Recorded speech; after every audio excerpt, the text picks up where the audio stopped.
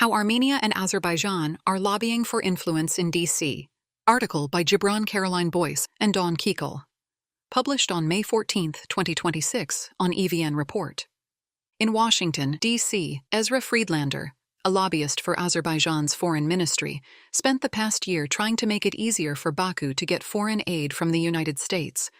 He wanted Congress to vote for repealing Section 907 of the Freedom Support Act, passed almost 25 years ago during the First Nagorno-Karabakh War, restricting U.S. assistance to Azerbaijan. While American presidents in both parties have waived the provision citing the need to counter terrorism and ensure security, the law has long been a target of the Baku government. Throughout 2025, Friedlander, a former staffer for several New York politicians, contacted members of Congress on both sides of the aisle. For his efforts, Azerbaijan pays him $500,000 a year to lobby the U.S. government and curry favor aligned with Baku's interests. At the end of 2025, U.S. Representative Anna Paulina Luna, a hard-right conservative Republican from Florida, introduced legislation to repeal Section 907. While the bill has not progressed, Friedlander sees the move as an important first step. The push is just one sign of how related lobbying efforts have changed in America since President Trump took office. Since his re-election, a mix of government, opposition, and diaspora actors tied to Armenia and Azerbaijan have worked with 10 lobbyists: First International Resources, Skyline Capital, Friedlander Group, Stellar J Communications, Sovereign Global Solutions, Mercury Public Relations, Teneo, First Channel America, Pluris Strategies, McKeon Group, whose contracts were worth more than $4 million in 2025 alone. Armenia and Azerbaijan are taking different paths to curry favor. Baku's lobbying in the U.S. is done mainly through its embassy, its state-owned petroleum industry, and its foreign ministry. Armenian-related lobbying is mainly through diaspora groups in the U.S. that are unaffiliated with any governmental groups. Lobbying efforts by the Armenian diaspora helped pave the way for Vice President J.D. Vance to visit Yerevan, the highest-ranking U.S. official to ever visit the country. Separately, it also led to a March 2025 post on X by then U.S. National Security Advisor Mike Waltz, calling for the release of Armenian prisoners of war held by Azerbaijan. For the Armenian government, the state-owned public television of Armenia filed lobbying statements revealing that it hired First Channel America, Inc. in December 2024 to place advertisements and produce cultural, educational, and entertainment programming in the U.S. for Armenia. For Azerbaijan, lobbying efforts have included not just a first step to remove a loathed legal provision, but also a U.S.-backed transit route trip aimed at bolstering trade. Under American law, those who represent foreign governments, government agencies, politicians, and political groups are required to register as foreign agents with the U.S. Department of Justice, DOJ. Those lobbyists are supposed to declare their goals, their meetings with government officials, and how they orchestrate media campaigns for their cause. The rules are different for diaspora groups that are based in the U.S. and not formally aligned with a government. Instead, they go through a separate process and file lobbying records with Congress. EVN Report analyzed filings in these two separate repositories to better understand how the Armenian and Azerbaijani governments and their diaspora groups are lobbying the Trump administration. New Playbook by Armenian Lobbyists targets Trump administration access. To better understand how lobbying has shifted since Trump took office, consider the effort by U.S.-based nonprofit Global Arm, which seeks a secure future for Armenia. Tim Jamal, CEO of Global Arm, said that in 2023, leading up to the 2024 presidential campaign, the group hired two separate lobbying firms, Pluris Strategies to engage Democrats, and the McKeon Group, led by Howard Buck McKeon, a former California congressman, to engage Republicans. Their vision is to target both Democrats and Republicans across the aisle on Armenian interests, while being able to secure access to the executive branch, regardless of which political party holds power in Washington. When the Trump team came in, we monitored the transition closely.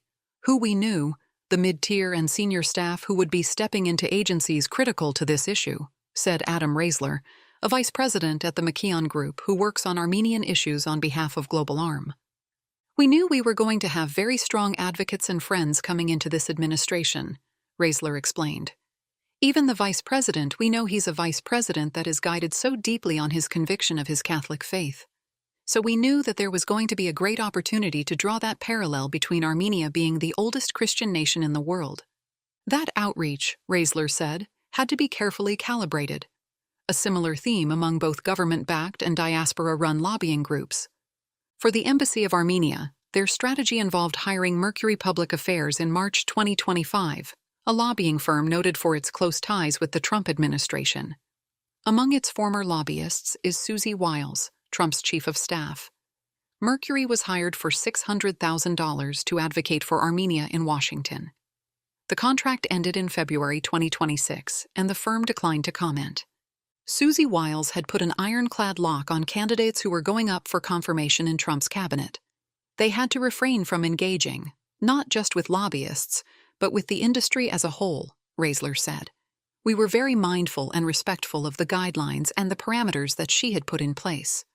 Instead, the strategy for Reisler relied on mapping relationships across Washington, D.C. We identified who we knew would be going into the cabinet and worked our knowledge and relationships throughout D.C. This person is going here. We know these folks from Capitol Hill, from the think tank world, from issue advocacy who are close to them, Reisler said on early administration hire likelies.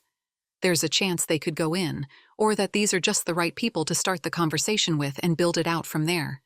The firm focused heavily on the Trump administration's transition to office, briefing incoming officials behind the scenes on why the Armenia-Azerbaijan conflict and Armenian interests should be a priority for the U.S.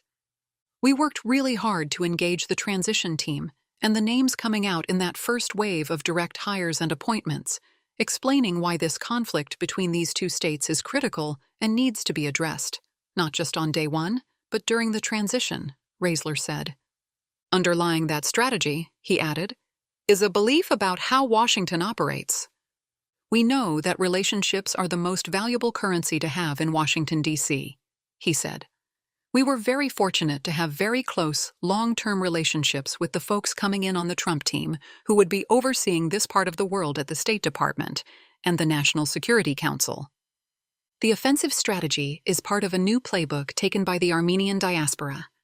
We had seen over a period of 20 years that the effectiveness of the greater Armenian lobbying effort in D.C. had waned, and we felt there was a tremendous need to bridge that gap and form a new organization with a different format and different agenda, said Global Arms Jamal, who noted he has been involved in lobbying efforts for over 30 years.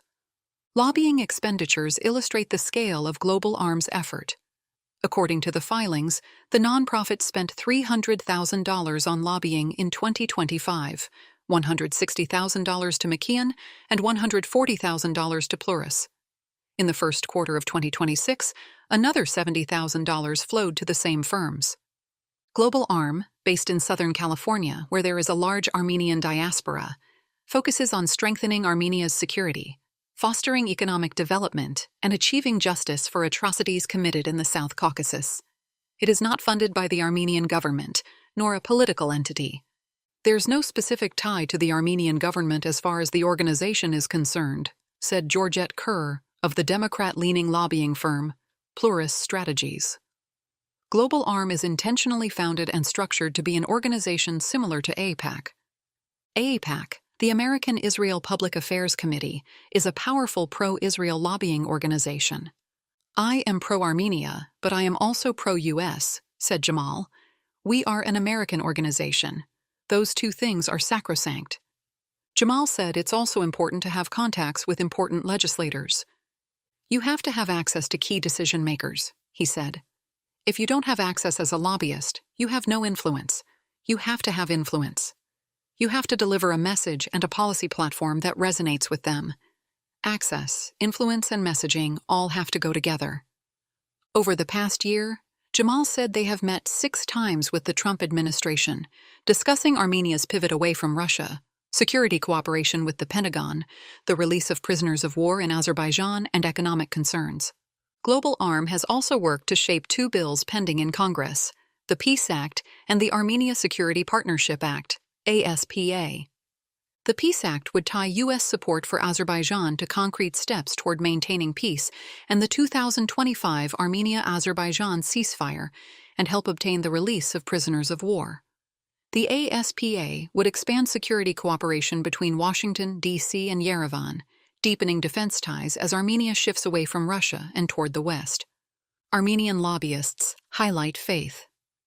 As a strategic tool in D.C., geographically wedged between predominantly Muslim nations, Armenia's identity has long been shaped by its status, dating back to 301 AD as the world's first Christian nation. Its legacy has helped bind the Armenian national identity to Christianity, a connection that has endured through foreign rule and genocide. In March 2025, Armenia's National Democratic Alliance, NDA, an opposition political group, contracted Jacqueline Halbig von Schleppenbach at the lobbying firm Sovereign Global. She is a Washington-based government relations consultant who previously served in senior roles in the Bush administration and is active in conservative Catholic circles. FARA filings reveal that she promotes portraying Armenia as a Christian bulwark under threat and the NDA as a political party holding the ideological line of defense. It sees the August 2025 White House deal as a betrayal of Christian allies. Armenia is particularly interesting because they were persecuted by outside actors. But now they're actually also being persecuted from within. The government itself is repressing the church, Halbig von Schleppenbach said. NDA board member and a former Armenian ambassador to Canada, Ara Papyan, said the NDA switched to Sovereign Global on the advice of longtime Washington contact and fellow NDA board member David Gregorian.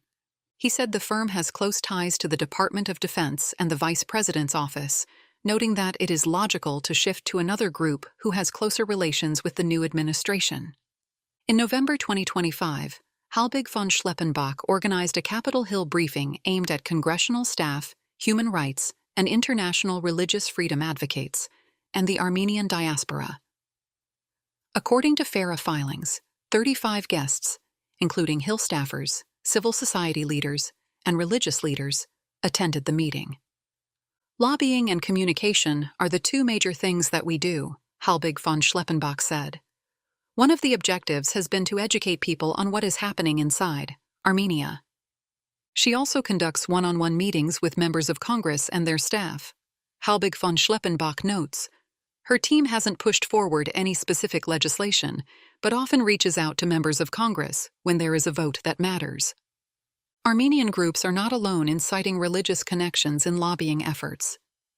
Friedlander's information materials include writing to his contacts that, while Azerbaijan is a predominantly Muslim nation, they are inclusive toward their minority religions and shared how Christmas is celebrated in Azerbaijan. Up to 4% of the Azerbaijani population comprises Christians, Jews, and other religious groups.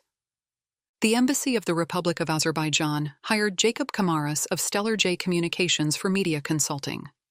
That has included placing pro-Israel and pro-Azerbaijan op-eds in a variety of publications, including Israel 365, Jewish Link, Times of San Diego, and J-Post. Azerbaijan's lobbying in Washington faces scrutiny. Azerbaijan's lobbying efforts have drawn scrutiny.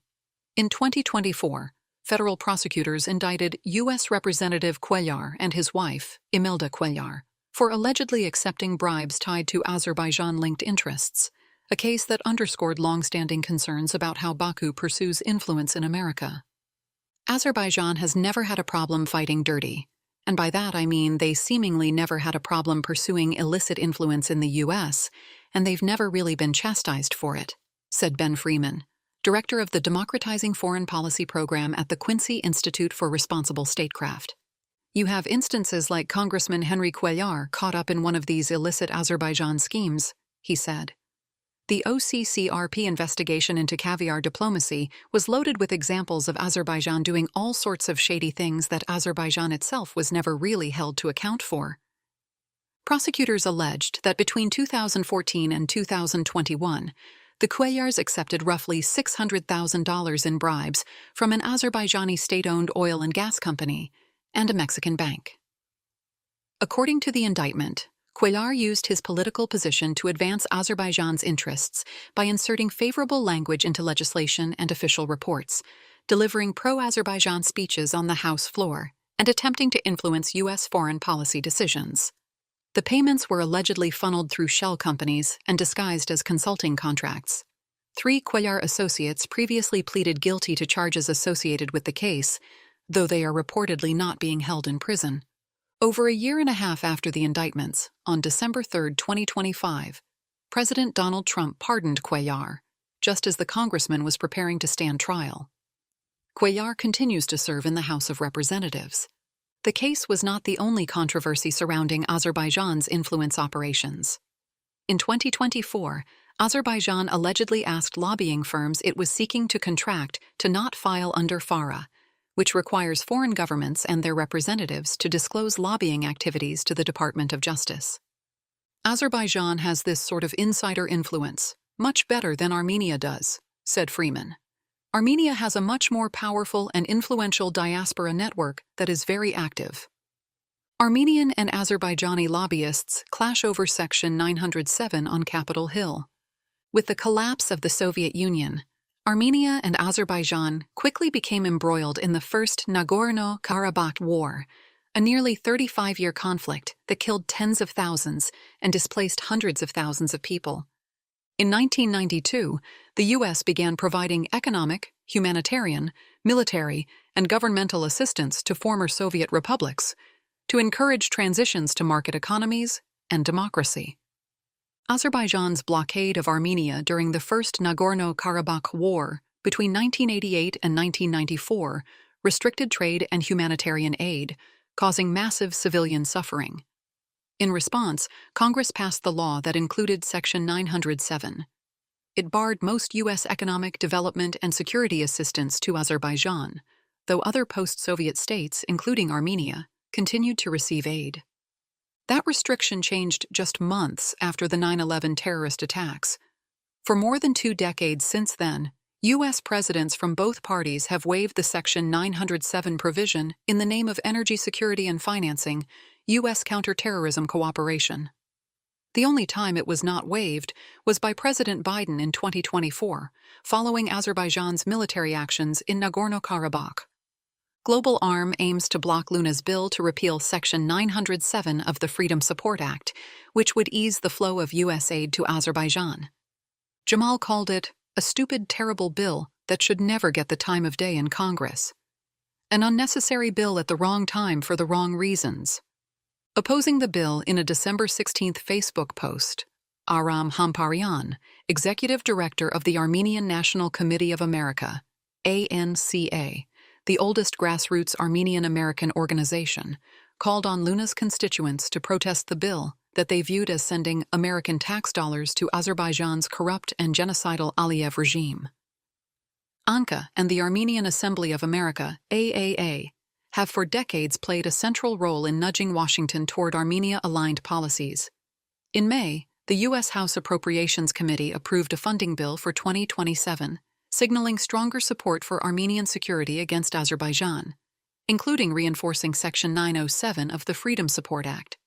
While still needing congressional approval, it presents a small win by lobbying organizations like AAA to curry favor in Washington, amid tensions in the fate of Section 907. The fight over Luna's bill is larger than one piece of legislation. It reflects a broader struggle among groups vying to shape how Washington, D.C. defines stability, accountability, and leverage in the South Caucasus, particularly under a Trump administration that has taken an untraditional approach to diplomacy. Section 907 is waived every year, said Chris Stewart of Skyline Capital, which lobbies on behalf of the Embassy of Azerbaijan. It puts Azerbaijan under a shadow, because they're a sanctioned country, but the U.S. waives it every year. And especially after the signing of the peace agreement, it just feels like the time is now. We were really glad to see, Luna put that forward. Eliminating the provision would mark a major symbolic victory for Baku in a long-running diplomatic struggle in the South Caucasus. According to FARA filings, Friedlander's lobbying outreach to repeal Section 907 spans years. Friedlander told EVN Report that Azerbaijan's lobbying efforts include underscoring why the country is important to America. When we explain to members of Congress the vital role that Azerbaijan plays in Central Asia and the South Caucasus, it gives members a much more precise picture of Azerbaijan's importance to the United States, he said. Friedlander wrote a memo to Luna and other members of Congress, stating that a permanent repeal of Section 907 is needed to align U.S. foreign policy with current realities and strengthen bilateral relations with Azerbaijan, a key ally in regional stability. About a month after Luna introduced the bill in December as its sole sponsor, Friedlander sent at least one email to another member of Congress, hoping for a co-sponsor to support Luna's effort, according to FARA filings. Lobbying shapes U.S.-backed Armenia-Azerbaijan transit deal. On August 8, 2025, Armenia and Azerbaijan signed a U.S.-brokered deal at the White House, signaling the first steps toward peace. It includes a number of MOUs and a framework for the Trump Road for International Peace and Prosperity, TRIP. Although Armenia and Azerbaijan have agreed to peace in principle, the deal has yet to be finalized. Sitting together at the long signing table, U.S. President Donald Trump, Armenian Prime Minister Nikol Pashinyan, and Azerbaijani President Ilham Aliyev endorsed a peace declaration that gives the U.S. exclusive development rights over a nearly 43-kilometer transit route across Armenia's Syunik region for up to 99 years. Under the deal, Armenia will retain sovereignty over the territory, but it will grant exclusive development rights to a joint U.S.-Armenian company to plan, build, and operate the transit route connecting mainland Azerbaijan to its Nakhchivan exclave. The U.S. would hold a controlling stake, 74%, and Armenia would own the remaining share, 26%. No U.S. company has publicly secured a TRIP contract yet, but ExxonMobil signed a Memorandum of Understanding, MOU, with Azerbaijan's state oil company, SOCAR, the same day as the White House deal. Azerbaijan, a petrostate, has mobilized its own lobbying network to advance its interests involving the TRIP project. Firms representing Baku have been working to provide members of Congress and administration officials with data, policy briefings, and recommendations. We've worked with a lot of members of Congress and done outreach to the administration, including leadership in the House and Senate, said Skyline's Chris Stewart. We've been able to provide them with useful information, and we were really glad to see that they've taken some action on some of these issues. In September 2025, a month after the normalization talks, SOCAR hired a new lobbying firm, First International Resources LLC, based in New Jersey, to explain to U.S. policymakers and others the strategic role SOCAR plays in a geopolitically important industry. Armenians, meanwhile, are adamant that their nation's sovereignty and security not be diminished. Aliyev always looked at Armenia as weaker militarily and economically, said Reisler. When we were advising the administration, we knew we had to close that power gap. The trade route was initially dubbed the Zangezur Corridor by Azerbaijan. Armenian officials and Armenian diaspora groups have long viewed the term as politically loaded, believing it implies Azerbaijani control over a strategic Armenian region. Jamal and Global Arm encouraged plans for calling it TRIP instead of Zangezur Corridor, a move the Trump administration was quickly in favor of given President Trump's desire to hold a legacy of being known as a peacemaker and unifier, as he suggests in his second inaugural address.